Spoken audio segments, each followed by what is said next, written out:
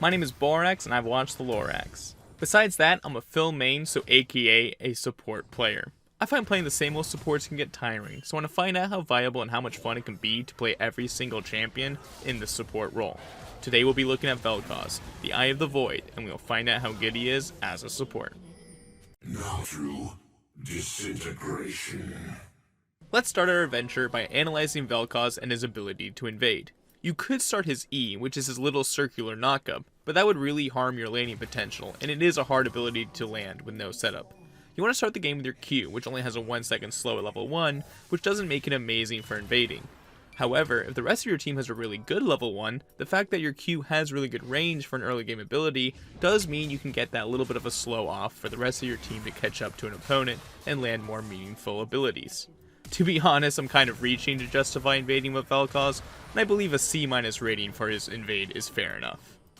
I like to judge the overall laning phase based on 3 categories: poking, peeling, and all-inning. Poking is Velkoz's bread and butter. The reason why you're going to want to play him as a support is because he's able to harass his opponents with a low cooldown Q that has long range like I mentioned before. The slow on the Q will also help ensure that you end up hitting your comet damage, which is a very nice perk. As a fair warning, his other abilities are quite difficult to land on your opponent if they aren't AFK or CC'd in some way, so I'd recommend saving your mana and cooldowns instead of spamming those abilities. When it comes to peeling, Velkoz is fairly decent, as you can use your W to knock up foes that are going after either you or your ADC. Even if you miss your W, as long as you position it in front of your ADC, it will still serve as a don't go here zone. Your Q comes in handy as well, because if someone is just running right at you, you should be able to get that slow off, and at max rank it slows for 2.6 seconds, which is pretty hefty. But be warned, like I've said before, it only slows for 1 second at level 1, so people still might be able to catch you. You can also in theory peel with your ultimate ability, because as long as they don't have a hard CC or enough burst to kill you, it applies a constant 20% slow, which can be a hassle for the enemy to deal with, especially when you combine it with the damage you'll be outputting with the ability itself. For all inning, Velkoz is quite nice. In theory, your opponent should be low from the consistent poke that you're dishing out. And if you are able to hit a quick little Q slow into E knockup, then you can quickly ult to give them the old zap zap, as I like to call this play. You can enjoy watching your opponents flee with their tails tucked in between their legs, and who cares if they both live with 1 HP. At the end of the day, it's all about sending a message. Although, having that extra bit of gold would have been nice. He does also synergize great with jungle ganks. If your jungler is able to land something to start off with, Velkoz has the burst damage to get the job done and successfully cash in that juicy gold. I'd give Velkoz a S- for his ability to lane. He's everything you would want from a support, but the main issue is that he is quite difficult to play, and if you do end up missing your skill shots, you're just a sitting duck about to let out its last quack, as the enemy can easily punish your mistakes. And for that reason, I cannot rate him any higher for his laning phase. When it comes to roaming, Velkoz is surprisingly fairly decent. Like I've mentioned countless times before, his long range really does enable him to get to his scrap a little earlier than other supports might be able to. In fact, oftentimes you can use your entire combo out of vision behind a wall in order to shut down the enemy mid laner, which has been clapping your team's cheeks all game. Or, you can sit in a bush in the river and wait for the Graves to walk right into your face so you can land your easy knockup. But sometimes, kids, it's important to remember that you don't want life to be too easy, as it's good to miss key abilities from time to time, and you'll still get the kill anyways. For roaming, I'd give Velkoz an A-. Once again, because of his difficult abilities to land, and the fact that if you do miss them you can get killed so easily, means you are quite team reliant. And, if you've played League for more than half a game, you'll know it can be quite difficult to rely on the randoms on your team, as oftentimes they seem to be playing with stumps at the end of their arms instead of having hands. Before grading Velkoz's overall ability to support in the early game, let's first take a look at the matchups he might have to face. To begin with, I think Morgana should actually belong in the kinda hard because you're trolling tier. She does have that pesky magic shield, which stops a lot of your magic damage in CC, and if her Q roots you, you are more than likely dead. At the same time though, she has such long cooldowns compared to yours, that there is a realm of possibilities where you can beat her for sure. Despite all that, I just believe facing Morgana is the League of Legends equivalent of drinking orange juice after brushing your teeth, so she gets the top spot of annoying enemies to face. I hate that jam. Other really tough opponents include long-range hookers such as Nautilus and Blitzcrank who have a ton of CC. If you ever stand still ulting, you're just begging to die, especially because they have so many ways of stopping the channel with ease with their ultimates. Next we have some champions that are all jam-packed with that CC, in Thresh, Leona, and Alistar. In theory there is some outplay potential with your slow and W knockup, which might let you outplay these champions, but it is going to be difficult, especially Leona past 6, who can also really mess with your ult as she slams her ult on top of your tentacles. Thresh isn't as bad as Blitz and Nautilus, as his abilities aren't instant death, more just 90% instant death, and I'll take those odds any day of the week. Nami also goes in this tier because she can just chill from range and heal up your poke. Her ulti is also such an easy way to cancel your ult, which bumps her up into this tier. Now we have a bunch of champs, so it'll be a skill-based matchup. If you consistently can land your CC and use your range to your advantage, you can beat these goons. I believe in you. A lot of these champs belong here, as they will end up being a skill shot trading duel. Soraka also gets to be in this tier because her silence on her E is such a free way to stop your ult. Here are some champs I believe Velkoz is a solid pick into. There's some shorter range peel champs that won't pose too much of a threat to your safety, and you can keep them in check. Tahm Kench can be a pest, but your passive does true damage, and can be pretty easy to proc on the Tubby Frog, and he has no way to stop your ult from vaporizing him. Next we have some champs that will learn what a true power bottom looks like when you face up against them. First off we have Sona, who will also kind of Seraphim, because I mean, it's the same champ pretty much. They just don't match up well with you because of your range, and will take way too much harass if they try to scrap with you. Lulu belongs here as well, because she has no way of stopping your ult, unless she can R knock up you somehow, or she runs in to turn you into a woodland critter, but you don't want to be ulting when someone is right up in your grill anyways. I decided to add Pantheon, as he has been relegated to only support pretty much. If he jumps on top of you, you can put your E on yourself when he goes in, and just kill him. We will also have Velkoz in here, because you'll easily smack him up, as you are watching this video, and he hasn't even seen it yet. Easy guaranteed wins. Then we have my favorite category, known as the Who Plays Karma and Zilean Though tier.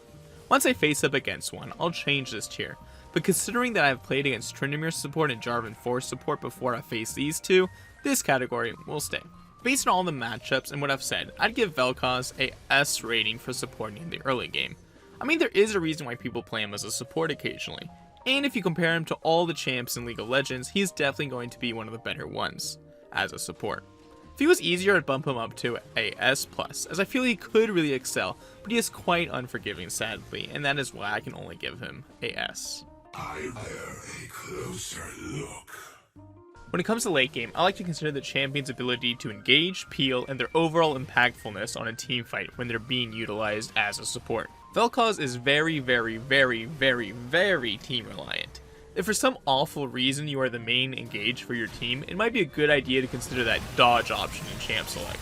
You can get kind of away with being the engage by using your Q slow into an ultimate, but just a 20% slow as your main engage, which can be rather easily walked out of, feels rather lame, especially when you're considering the fact that it is his ultimate. But as a secondary engage champion, he can be quite strong.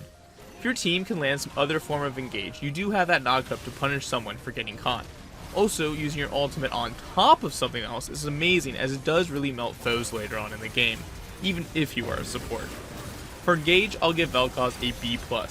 This might seem higher than you expected, but the fact that you can engage at such long range is such a big advantage in League of Legends, as there's less opponents can do to prevent it. Peeling in the late game is even harder than when it was in lane. You have 5 opponents you have to worry about, not just the bot lane duo or even the jungler. If you miss your knockup at all, it's game over for your tentacle boy. Velkoz ends up needing a bit of peel for himself, as enemies will look to focus you down, and therefore I give him a B- rating here. It is doable to peel for your team and yourself with your kit, but it's quite difficult overall. Teamfighting as Velkoz is one of the most fun and frustrating things ever. If you have time to zappy zap the opponents, it's just great. Amazing damage, true damage potential, and that juicy long range. That's the good news. The bad news is flanks exist and enemies doing big boy damage is a very real threat here. I strongly recommend building Zhonya's for this reason, as you want to be able to buy a couple of seconds for your team to be able to help you out and enable you to dish out those deeps. Velkoz is also special in teamfights as all your abilities have major AoE potential. But for that exact reason, you also do have a big target on your back. I think I'll give Velkoz a solid A rating here, but he has potential to go all the way up to S+ status if you can play him right and if your team has your back. Before we give Velkoz support and overall grade, let's take a look at the runes and items I enjoy running. For runes, I believe Comet is your best bet. There could be an argument for Glacial Augment, but I've never tried it out, and I think Comet is just better, as you need that early game oomph to have an impact in the rest of the game. By the time your Glacial Augment items might come online, the game might already be over. And because I'm super duper slow at making videos, all the good Glacial Augment items are pretty much gone, so it's a dead rune pretty much. You will want to go Mana Flow Band to make your mana cost very manageable, followed up by Transcendence, as CDR is important in making Velkoz work out. They also retooled it to where you get a reduction on all of your basic abilities' remaining cooldowns by 20% if you get a takedown when you reach level 11, which is nice. Finally, I always took Scorch, because in theory that is what you want to grab to do that little bit of extra damage against enemies. Although the damage is so poo-poo on that rune, you might want to consider grabbing Gathering Storm just to help you secure some late game prowess. Secondarily, I like to grab Stopwatch, as Zhonya's is a crucial purchase for an immobile mage, especially when assassins exist. Then I like snagging Cosmic Insight, as it reduces your summoner spell cooldown and item cooldown, which means more Zhonya's and flashes away. Now, when it comes to items, Mamma Mia is what I'm going to say at first. Alright, I've played 0 total games of Velkoz with a new item, so let me take a look at them real quick and I'll get right back to you. Alright, I've returned from some field testing. I'm really not sure if this is the best build, but this is the one I can think of, and it can be quite fun and solid. To start off with, you are obviously going to get Spell Thief's Edge. AP Gold income item, easy. Throughout the game, this will upgrade into Shard of True Ice, which thankfully counts as a legendary item, which will go nice with your mythic item passive. Next, I'd recommend snagging some early boots, as mobility on Velkoz is very important. I would take Sork Shoes, as Pen is very helpful. Now you want to pick up your mythic item, and I would take Liandry's Anguish, as it gives you mana and CDR, as well as a very solid passive, which will help you burn tanks and all foes. The mythic passive on this item also increases CDR on your legendary items, and this build will revolve around that idea.